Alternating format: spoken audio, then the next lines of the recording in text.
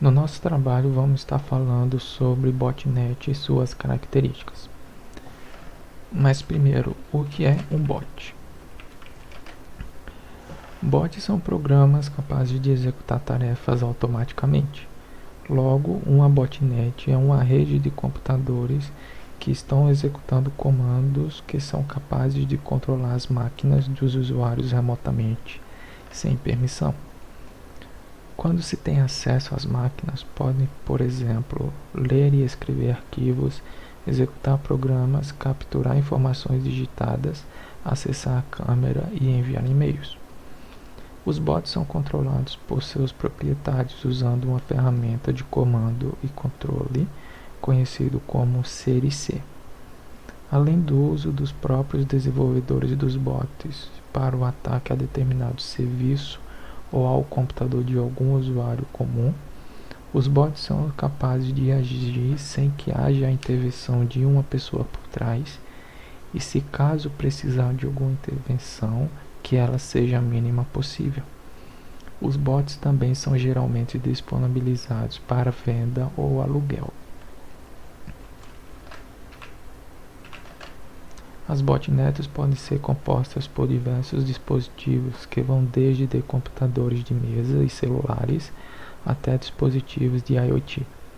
Elas podem ter milhares de dispositivos conectados, então a partir dessa rede é possível infectar mais computadores, roubar informações ou disparar ataques de DDoS.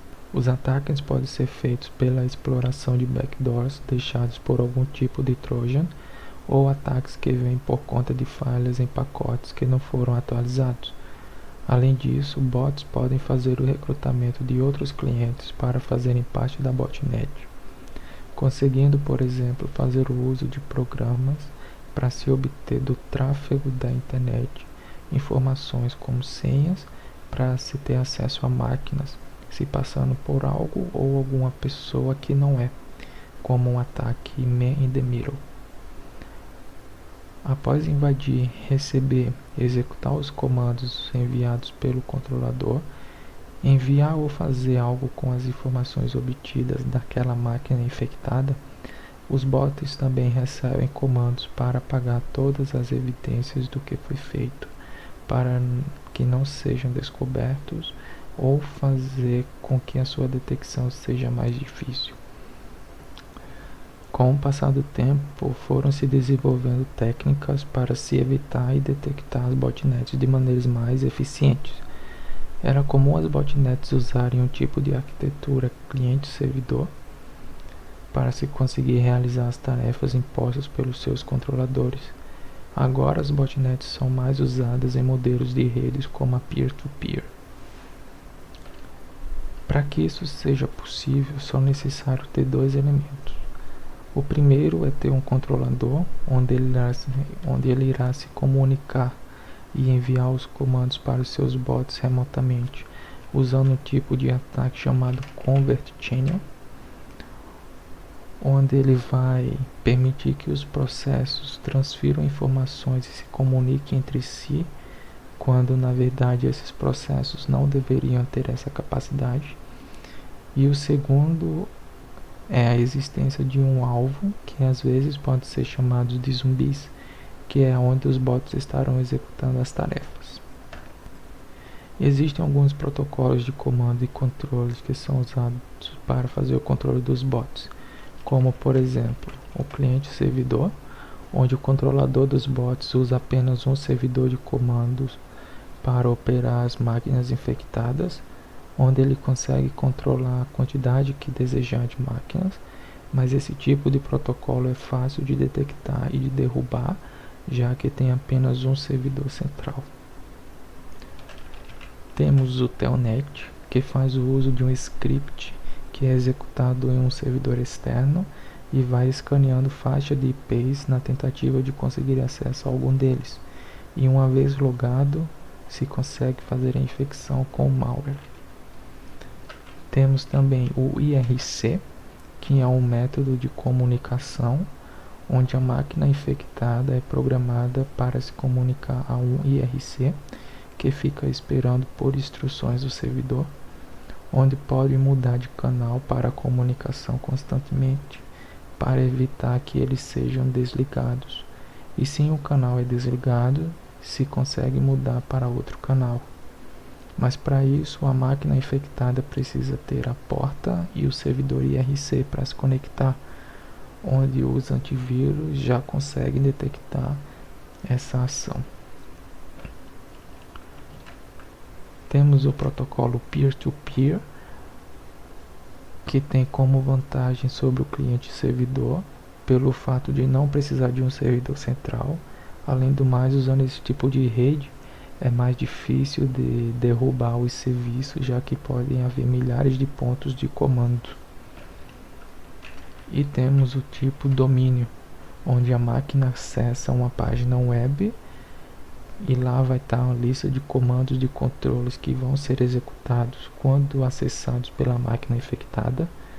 A vantagem é que é rápido para atualizar os comandos de controle, mas é ruim, já que pode consumir uma grande quantidade de internet. Existem também programas para dificultar o encontro desses domínios para prevenir que sejam cancelados, fazendo a mudança diariamente das suas informações. Então agora eu vou falar um pouco das formas de organizações das botnets, as topologias possíveis de se organizar uma rede. Então a primeira que eu vou falar aqui é a estrela. Esse é o modelo mais simples de organização de uma botnet, onde que a gente tem um mestre e esse mestre ele controla os demais computadores infectados da botnet. Apesar dessa topologia ela ser fácil de se passar informações para os servos, ela tem a desvantagem de que ela pode, se for desabilitado o mestre, toda a rede acaba caindo. Então ela é bem suscetível a falhas e não tem nenhuma redundância. A próxima topologia, então, que eu vou falar agora é a multisservidor. Nessa topologia, ela possui vários mestres que comandam os demais computadores da rede de bot, e diferente da outra, então ela tem essa vantagem de não ser tão facilmente desativada, porque se o mestre chegar e cair, tem algum outro que vai manter a rede funcionando. Só que ela tem uma desvantagem que é a complexidade da elaboração dela. A próxima topologia possível é a hierárquica. Essa topologia ela basicamente propõe ser difícil dificultar encontrar o servidor mestre, porque são utilizados servos intermediários para ser passado as informações. Apesar dela ter essa vantagem, então, de ser mais difícil de encontrar o mestre, ela tem uma desvantagem que é a latência na comunicação das informações dentro dessa botnet, porque tem que ficar sempre passando por intermediários a informação. Então, a próxima topologia, então, é a randômica. A randômica, então, ela não existe nenhum mestre e qualquer um pode passar informações para os demais. Ela, então, é mais difícil de encontrar também e menos suscetível a falha, só que a complexidade dela também é bem grande. Então agora eu vou falar um pouquinho sobre como saber se o computador está infectado, alguns sinais de que você pode estar fazendo parte de uma botnet. Alguns então dos sinais pode ser que a internet fica mais lenta, você vai acessar algum site, alguma coisa que necessita a internet, ela está mais lenta. Verificar também se tem programas rodando em background, talvez sempre tenha sido iniciado ou percebido e tem algum programa sendo executado consumindo bastante memória, também pode ser um sinal de que você está fazendo parte de uma botnet. Antivírus parando a execução sozinho também pode ser um sinal de que você está infectado, está fazendo parte de uma rede de bot. Pop-ups de propagandas que ficam abrindo geralmente no navegador do nada, sem esperar, você não autoriza nada e fica aparecendo pop-ups, também pode ser um sinal. E também não conseguir atualizar o antivírus, não aparecer mais atualização possível, ou do sistema operacional também, pode ser um sinal que está infectado com uma botnet. Então agora eu vou dar algumas dicas de como evitar fazer parte de uma botnet. Então algumas dicas vão seguir. Uma delas, que é bem básica, que é manter os softwares atualizados. Essa é básica e também não só para botnet, para qualquer tipo de vírus. Sempre estar com o software atualizado é muito importante. Cada nova atualização geralmente são corrigidos bugs e feito melhorias na segurança. Outra coisa importante é não abrir anexos ou links estranhos, porque também ali pode estar sendo uma abertura para estar sendo infectado por os botnets que estão fazendo parte de uma rede. Evitar acessar sites indevidos, cuidar com o uso de serviços de download peer-to-peer, sempre estar cuidando com a questão das senhas, usar um firewall e antivírus também é essencial para estar se protegendo, não só do botnet, mas de outros ataques também.